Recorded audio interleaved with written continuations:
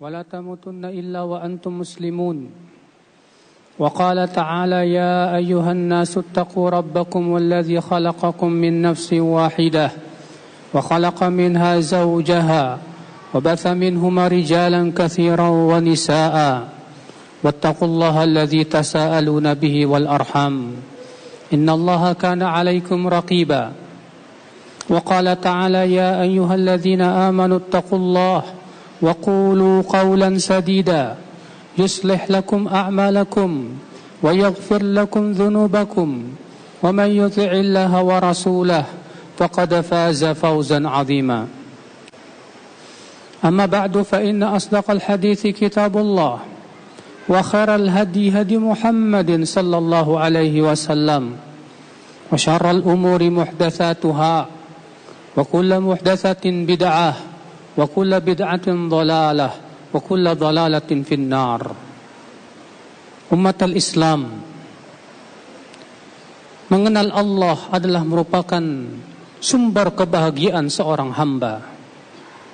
Dan tidak mungkin seorang hamba akan bahagia kecuali dengan mengenal Tuhannya, itu Allah Jalla wa'ala. Karena sesungguhnya dengan mengenal Allah lah akan muncul berbagai macam kekuatan dalam menghadapi kehidupan dunia. Tidaklah munculnya kesabaran kecuali setelah mengenal Allah. Tidaklah munculnya ketabahan menghadapi musibah yang menerpa kecuali setelah ia mengetahui bahwasanya Allah Subhanahu wa taala Rabb-Nya yang maha kuat, maha perkasa. Tidaklah ya akhal Islam, berbagai macam ibadah akan muncul di hati kita kecuali setelah kita mengenal Allah Jalla wa Ala, pemilik surga yang luasnya seluas langit dan bumi. Umat al-Islam, seorang hamba yang mengenal Allah, hidupnya terbimbing, hatinya akan tentram dan dipenuhi dengan ketenangan. Sementara orang yang tidak mengenal Allah, ia akan hidup bagaikan binatang ternak, bahkan lebih buruk daripada binatang ternak. Orang yang mengenal Allah, dia akan senantiasa ketika ia menghadapi berbagai macam ujian dan cobaan, dia hadapi dengan penuh senyum, dengan penuh ketabahan dan kesabaran, karena ia tahu di balik ujian itu akan ada pahala yang berlimpah dari Rabb-Nya. Di balik ujian itu ada hikmah-hikmah yang besar yang hanya Allah yang maha tahu di balik apa, ada apa di balik musibah-musibah tersebut. Ketika ia sakit, ia memohon kepada Allah akan ampunan dari dosa-dosanya, agar Allah ampuni dosanya dan agar Allah gugurkan dosa-dosanya. Sehingga ya akhal Islam, orang yang mengenal Allah, pastilah ia menjadi orang yang terkuat di dunia ini. Bagaimana tidak, orang yang bertawakal kepada manusia lemah, tidak bisa membantu apa-apa. Orang yang bertawakal kepada jimat ataupun penangkal, jimat dan penangkal pun tidak bisa memberikan bantuan apapun kalau Allah tidak izinkan. Tapi orang yang bertawakal kepada Allah, karena ia mengenal Allah Subhanahu wa ta'ala, maka ia akan menjadi seorang hamba yang tegar, yang berani menghadapi berbagai macam rintangan, halangan dalam memegang kebenaran. Umat al-Islam, maka kenalilah Allah Subhanahu wa ta'ala, kenalilah Allah dengan nama dan sifat-sifatnya, agar kita menjadi hamba yang benar-benar faham dan benar-benar sadar siapa kita, bahwasanya kita ini hamba Allah, bukan hamba dunia, bukan hamba kedudukan, bukan hamba harta, tapi kita ini hamba Allah. Sehingga kita benar kepada siapa kita harus menghambakan diri. Sementara orang yang menghambakan dirinya kepada harta, ia lihat menjadi hamba yang sama sekali tidak mempunyai pegangan yang kuat, saudaraku sekalian. Karena harta pasti akan mengkhianatinya dan meninggalkannya. Harta tidak akan membuat ia kekal. Harta tidak akan memasukkan ia ke dalam surga. Harta tidak akan menyelamatkan ia dari azab Allah sedikit pun juga. Maka jadilah hamba-hamba Allah yang kita mengetahui tentang hak-hak Rabb-Nya, hak-hak Allah Jalla wa'ala yang sangat agung, yaitu mentauhidkannya, menjauhkan kesyirikan, sebagaimana Allah Ta'ala, sebagaimana Rasulullah SAW berkata kepada Mu'adz bin Jabal, atadri ma haqqullahi 'alal ibad wa haqqul ibadi 'ala Allah. Tahukah kamu hai Mu'adz, apa hak Allah atas hambanya dan apa hak hamba atas Allah Azza wa Jal? Haqqullahi 'alal ibad an ya'buduhu wa la yusyriku bihi syai'a. Hak Allah atas hamba-hambanya itu mereka hanya beribadah kepada Allah dan tidak mempersekutukan Allah sedikit pun juga. Dan hak hamba kepada Allah bahwa Allah tidak akan pernah mengadab orang yang tidak mempersekutukan Allah sedikit pun juga. Tidak mungkin kita beribadah kepada Allah bila kita tidak mengenal Allah. Lihatlah orang-orang yang tidak mengenal Allah, mereka tidak mau sujud kepada Allah.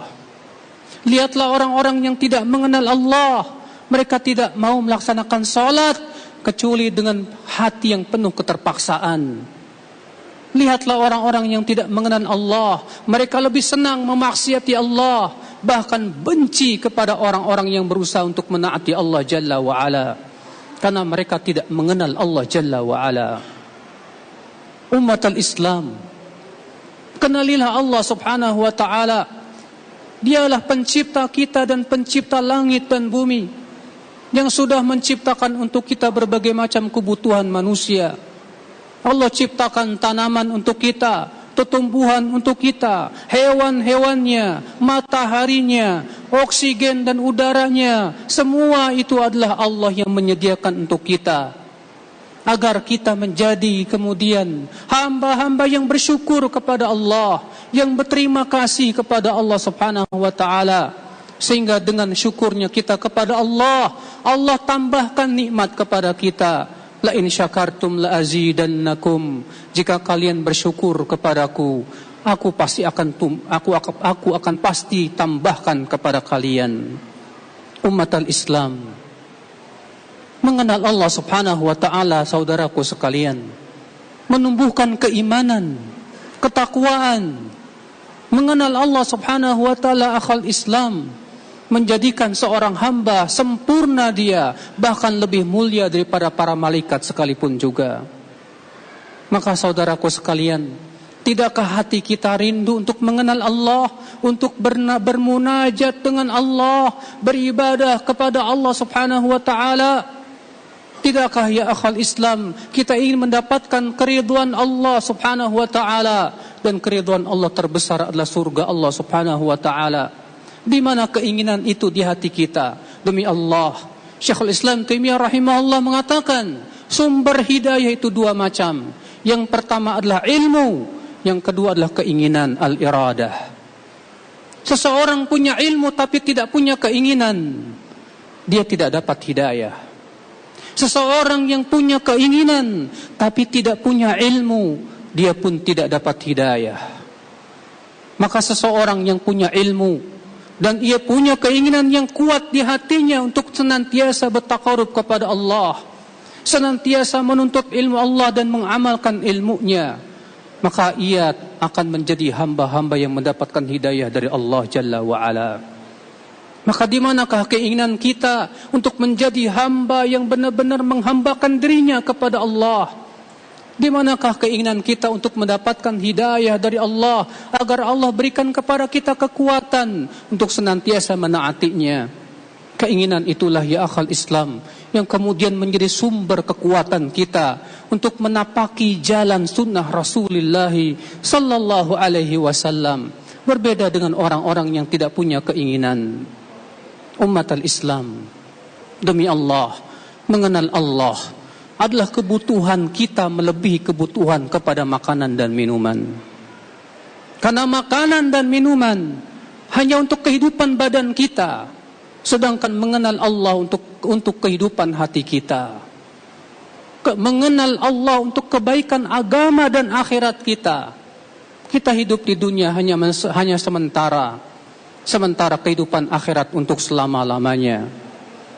Di sanalah ya akhal Islam akan terlihat siapa yang mengenal Allah dan siapa yang tidak mengenal Allah subhanahu wa ta'ala.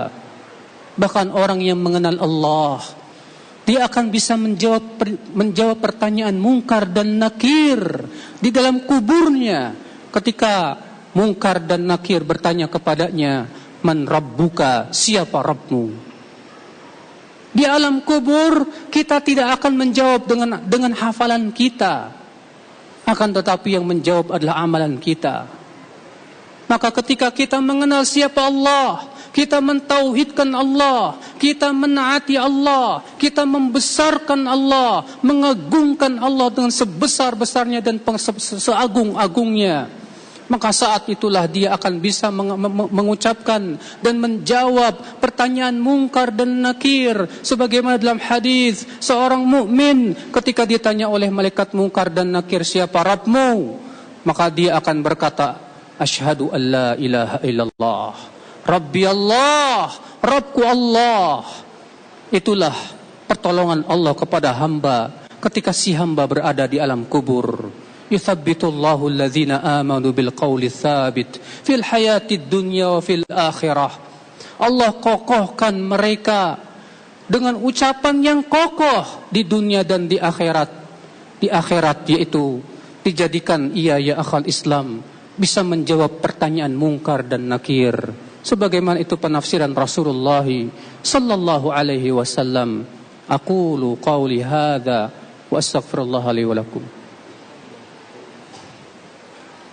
Alhamdulillah, wassalatu wassalamu ala rasulillah, nabiyina Muhammadin wa alihi wa sahbihi wa man wala. Wa asyhadu an la ilaha illallah wahdahu la syarika lah, wa asyhadu anna Muhammadan abduhu wa rasuluh. Ummatal Islam, mengenal Allah dengan mengenal nama-nama dan sifat-sifatnya. Orang yang mengenal nama dan sifat Allah, maka sungguh ya akhal Islam, ia akan mendapatkan karunia yang agung dari Allah. Rasulullah SAW bersabda, inna lillahi tis'atan wa tis'ina isman man ahsaha dakhalal jannah. Sesungguhnya Allah memiliki 99 nama. Siapa yang mengihsa'nya, ia pasti masuk ke dalam surga. Al-Imam Ibn Qayyim berkata, mengihsa'nya itu memiliki 4 tingkatan. Tingkatan yang pertama itu mencari dalil-dalilnya dari Al-Quran dan hadis. Tingkatan yang kedua itu menghafal nama-nama Allah subhanahu wa ta'ala. Tingkatan yang ketiga berusaha untuk mempelajari dan mendalami setiap nama-nama tersebut. Dan tingkatan yang keempat itu kita berusaha untuk mengamalkan dan mewujudkannya dalam kehidupan kita. Ketika seorang hamba mengenal bahwasanya Allah itu Ar-Rahmanir Rahim, yang maha pengasih lagi maha penyayang, maka tumbuhlah di hatinya rasa cinta kepada Allah, rasa berharap akan rahmat dan kasih sayang Allah subhanahu wa ta'ala, sehingga kemudian ia berusaha mencari rahmat Allah dengan cara menaatinya, membaca firman-firmannya. Dia berusaha mencari perkara-perkara yang dirahmati oleh Allah. Ketika dia mengenal bahwasanya Allah Al-Kabir, yang maha besar, dan bahwasanya Al-Qawi, Allah maha kuat, maka tumbuhlah rasa takut kepada Allah subhanahu wa ta'ala. Rasa takut yang menumbuhkan ketundukan dan kepatuhan yang sempurna kepada Allah Jalla wa'ala. Maka kenalilah ya akhal Islam dengan pengenalan seperti itu. Demi Allah, hati kita tidak akan mungkin lurus kecuali dengan mengenal Allah subhanahu wa ta'ala. Allahumma salli ala Muhammad wa ala ali Muhammad kama sallaita ala Ibrahim wa ala ali Ibrahim innaka Hamidum Majid. Wa barik ala Muhammad wa ala ali Muhammad kama barakta ala Ibrahim wa ala ali Ibrahim innaka Hamidum Majid. Allahumma ighfir lil muslimina wal muslimat wal mu'minina wal mu'minat al ahya'i minhum wal amwat.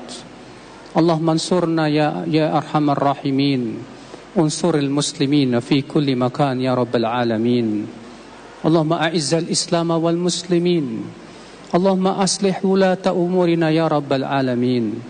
اللهم وتب علينا إنك أنت التواب الرحيم. اللهم وتقبل أعمالنا يا رب العالمين. اللهم آتنا في الدنيا حسنة وفي الآخرة حسنة وقنا عذاب النار. وصلى الله على نبينا محمد.